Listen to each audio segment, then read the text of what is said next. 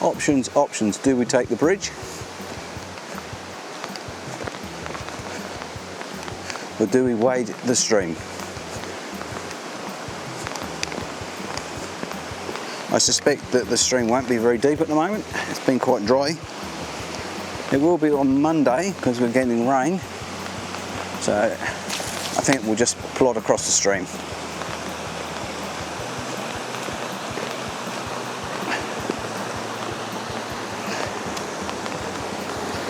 Just looking for the best way across because these rocks will be slippery.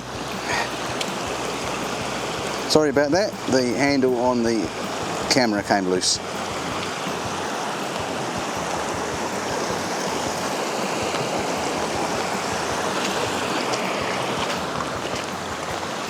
Made it across with dry boots. Here we have a whole family of weka. Mum, Dad and the kids.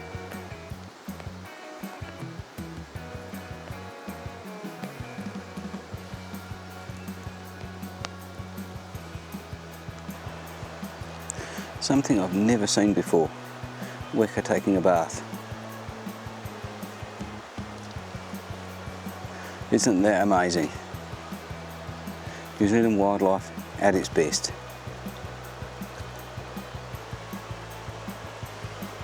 We've arrived at Gridiron Gulch.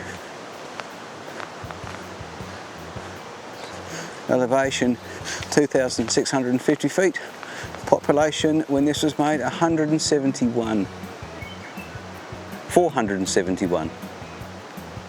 Oh no, 4,712. That's amazing to think that there were that many people here. We'll go and have a quick look at the upper Gridiron hut. This is a unique hut, it's built right into the rock, it's fantastic. And then we'll go down to the lower Gridiron shelter, which is also an amazing place, and we'll stop and have some lunch.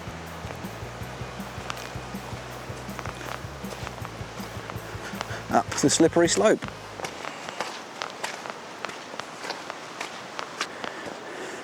There's the hut toilet perched on the ledge.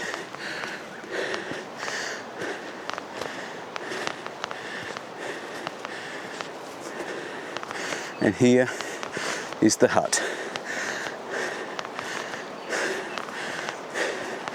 Outside fireplace with a swing seat. Upper Gridiron hut. Altitude 830 metres.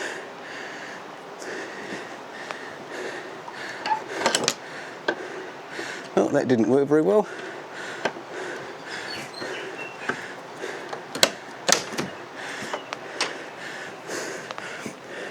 Tiny little hut. Little log fire, kitchen bench, intentions book, and 3 bunks.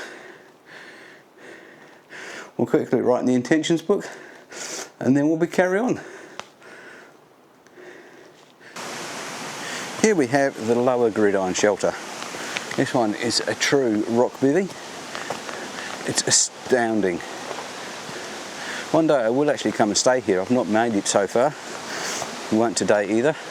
It's not the object of today's exercise. There's one sleeping platform there, table and chairs with fire pit.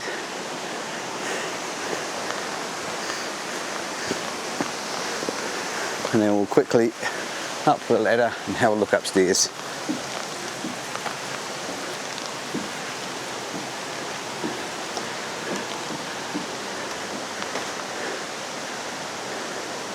Fantastic. And as you can see, from upper Gridiron we've dropped 10 metres.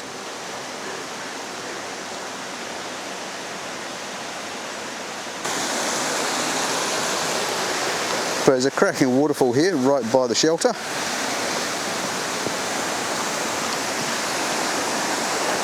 Just give you a bit of a view of that.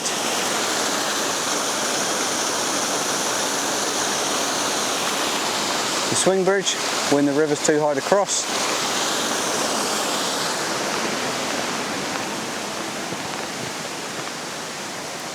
The hut toilet and firewood stash.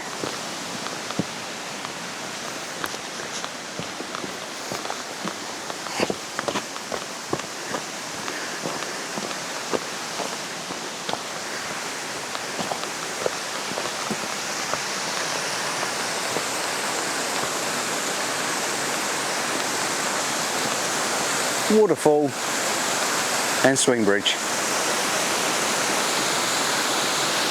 If we were going to see the common greater Hilux, it would have been around here. This is usually where they hang out. Occasionally you see the less common, the minor Pajero, but that is rare indeed to see that one. I'm right by Hodge Creek, there's a little bridge behind me, and I could hear this funny noise. I was wondering what sort of bird it was. It wasn't a noise I was used to. And I look up the slope and there's a goat climbing away from me. But it's making a really weird noise, a noise I'd not heard before.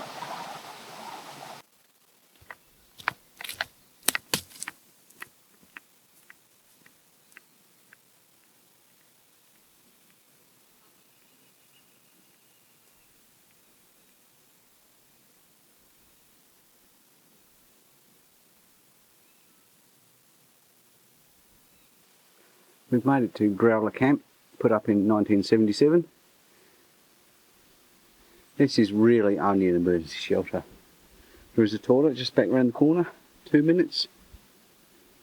But hell, I wouldn't really want to spend the night here unless I absolutely had to. Just sitting here in Growler Shelter for a couple of minutes. Years ago, I was here with my son and my wife, and we actually have photographs of a bush robin sitting on the toe of my son's boot. That would have been at least 15 years ago. Possibly longer. Stunning waterfall behind me. Small, but beautiful.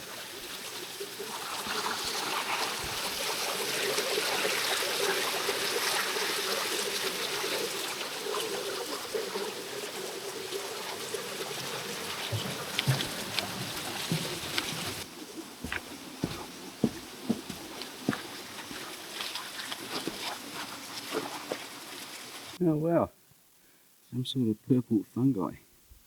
Don't know what that is. Hopefully somebody can tell me in the comments. Sun is out finally. It's turning out to be not a bad day in the end after the crappy start this morning.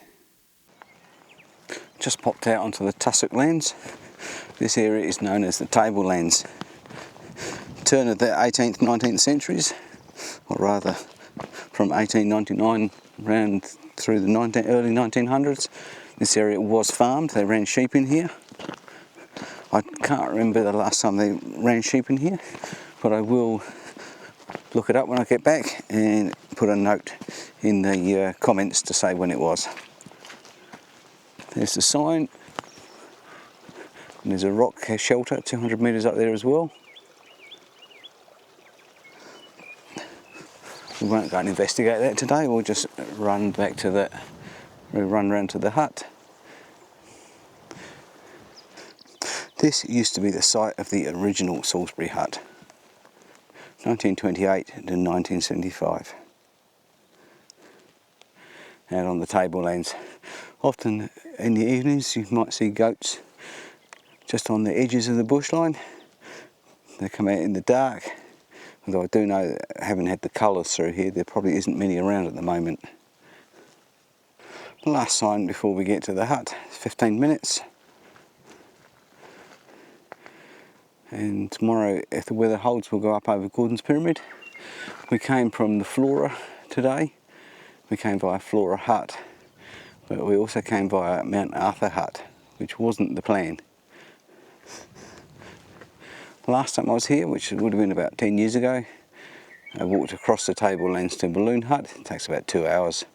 It's quite an easy walk. We won't be doing that today. We'll go to the hut. It'll be time to sit down and have a break. So it should have been coming from up there today, way up there in the clouds, up there. But with the weather we had this morning, it really wasn't wise. It would have been miserable. So fingers crossed it holds for tomorrow. Look at the bright yellow fungus. I really haven't seen anything like that before. This tussock is what's known as red tussock. You can see hopefully you can see the red colour.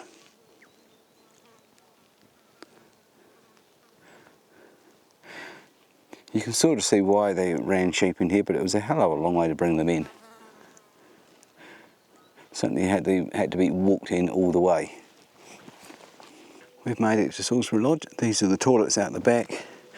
Pretty unique in that they have a fan running off solar panels. This being a serviced hut, pretty much everything is supplied. Inside the hut there's a fire, multi-fuel fire, and even cook stoves, gas cooktops. So we've made it to Salisbury Lodge, our home for the night. It's just been talking to the lovely Hutler Wooden. She's here with her daughter. Apparently last night there were 14 teenagers. That wouldn't have been much fun. But they have left the hut in a very clean condition, she said. And hopefully that's tomorrow's route out over Gordon's Pyramid. Let's have a look inside. It looks like they've taken all the cooktops away. So I may have told you a lie.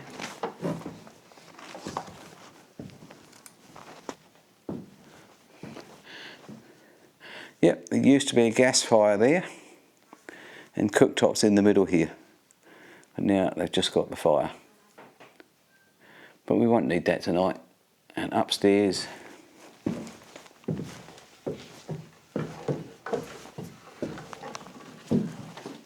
the bunks.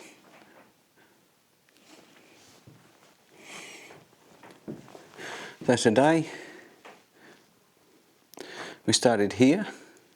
We walked up the Mount Arthur track to Mount Arthur Hut. We then cut across, back down to Flora Hut and came up the Salisbury track.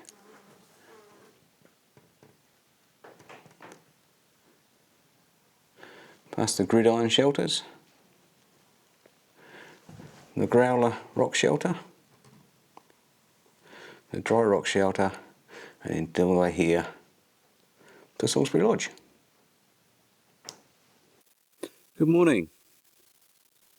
It's 6:10 in the morning and it's time to leave Salisbury Hut, and we're going to go and climb over Gordon's Pyramid this morning. We need to be back at the car park by lunchtime at the latest because we have a Christmas party to attend tonight. This is where we're going to leave the main trail to head over Gordon's Pyramid. It's approximately a 300 metre climb this morning. Wind is already coming up, so it's not going to be too pleasant up there. It is a little bit clagged in, but it's going to clear. Definitely going to clear today. It's not going to be like yesterday. I'll see you further up the trail. We'll take one last view of last night's accommodation, just disappearing in the mist. Just myself and one other person at the hut last night, and a hut warden with her daughter staying in the staff accommodation. Woken at about 5:10 this morning by the hut workers deciding to have a fight outside, or an argument. They were very noisy. It's a bit of a magical wonderland in here, but it pays to stick to the trail. The area being cast marble or limestone, one or the other, is riddled with caves. There's quite a few caves in here and over the whole Mount Arthur catchment. Some I've been to, some I haven't. So I don't know where they all are, but it is fantastic in here this morning. The wind's going to be up higher, but in here in the forest it's dead still. Bit of bird life, but not too much. Well, that's the first 100 metres done. It's quite brutal. The last part's very steep. A lot of climbing. Big step ups for little legs. And it looks like we're going to have a repeat of yesterday morning's weather. But I've made it this far and we'll push on now. Made it over Gordon's Pyramid. I'm now descending into the Horseshoe Basin. As you can see, I'm absolutely rugged up. My raincoat on, my beanie to keep the cold wind out, which you can probably hear a little bit. I haven't got my microphone on. And absolutely zero views. That should be down into the Horseshoe Basin. You can't see anything. We're down here in the bottom of Horseshoe Basin now. Got this last little climb to do in front of us. to rejoin the main track between Mount Arthur Hut and Mount Arthur. Mount Arthur Hut was where we were yesterday. And just while I'm here, we've got some beautiful, beautiful Alpine Buttercup, Alpine Daisy. The sun's trying to burn through, looking down into the valley that goes down to the Pierce Resurgence, where the Pierce River comes out from underground. I know that cave divers have dived into the Resurgence and set some depth records. As you can see, the weather is still pretty nasty. I'm still rugged up. I'm going to step out into the wind for a minute so you can see how windy it is. The sun's finally come out. I'm sitting here 5 minutes from the hut, just looking out towards the Richmond Ranges, behind Nelson. Panning around, we've got Nelson City and Rabbit Island. Rabbit Island is where I was fishing the other day. It's going to turn out to be not a bad day, apart from the wind. It's still going to be windy up here though.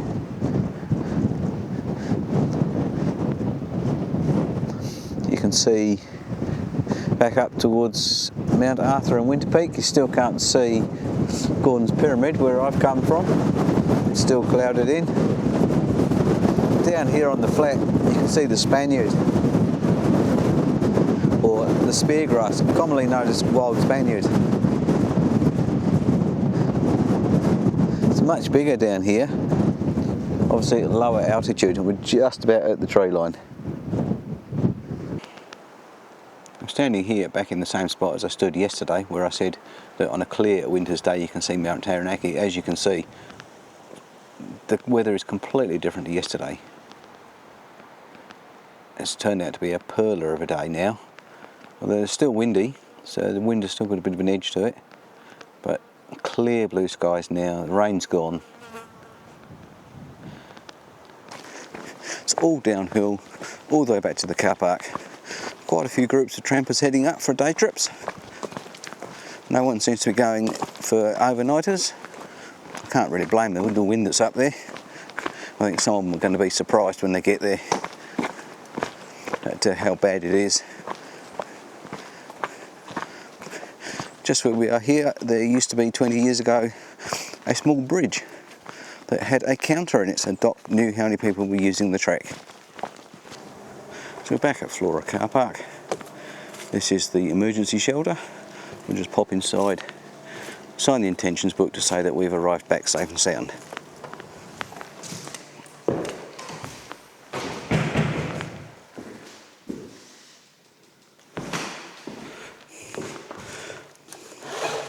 We'll just write that we're out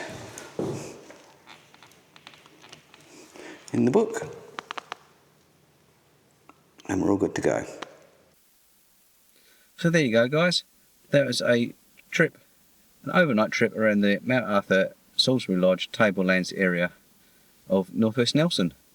If you enjoyed this video, give me a thumbs up, hit the subscribe button, hit the notification bell so you'll know when I release new videos. Share it with your friends. I'm sure they'll want to see it.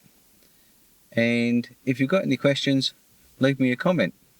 And I'll leave some links in the description below to some of the things I've talked about, such as the Department of Conservation dock, the NSG, the Nelson Cavers, and anything else that I feel that you'll need to know. Thanks for watching. Just pulled up at the bottom of the road. Something I wish to add that I'd forgotten. The tracks, most of the tracks in this area were built by a gentleman called Max Polglaze, and the rock overhangs, the growler shelters and gridirons, they were all built by him as well in the 60s and 70s. There's a movement to get some of the trails named after him. I'd really appreciate it if you look him up, read up a bit about the history of Kahurangi National Park and Max Polglaze, and then if you see anything to do with the with getting the trails named after him, really appreciate it if you get behind the campaign.